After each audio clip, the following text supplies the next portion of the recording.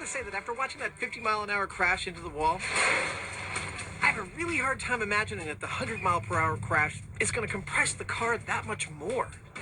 I don't know. So are you ready for some more wanton destruction? I am! Let's go twice as fast. All right. Wanton destruction it is, as the Mythbusters retire to a safe distance and the countdown begins. You ready to make this happen? I can't wait. I haven't seen a 100-mile-an-hour crash before. No. All right, commence with the 100-mile-per-hour crash. On Adam's command, the engines whir into life, straining to get the car up to exactly 100 miles per hour. It hurtles down the track. It's going flat out. The cable uncouples, and the car plows into its final destination.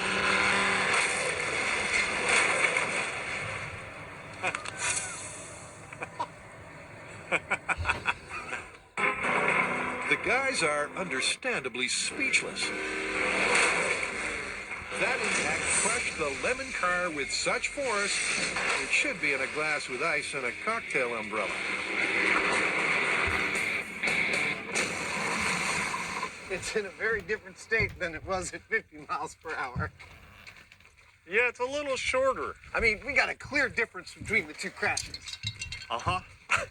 I can't wait to see what the data set says about the G-load. If the data's still intact. If anything's still intact. Well, thanks to its position in the trunk, the black box survived. So did we successfully retrieve anything? We've got good data. Really? Yeah, we've got a peak on the left side of 140 and a peak on the right side of 230. And we'd normally just average those to get a resultant there. So the midpoint's somewhere around 185? 185. That's nice. That's significantly more than, what was the last one? 58? 58. Data! 3 times the G's of the 50-mile-per-hour test is certainly significant. But that's not the only data set they're collecting. Before it was 15 feet.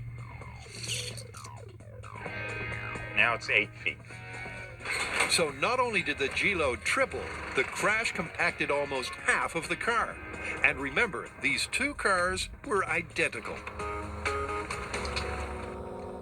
This may just seem like some gratuitous violence, but there's actually some really interesting science going on when you compare these two impacts.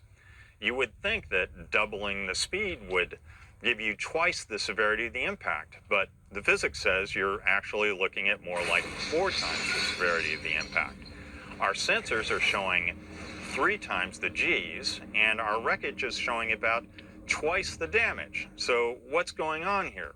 Well, just like this can, the more I crush it, the more it resists crushing.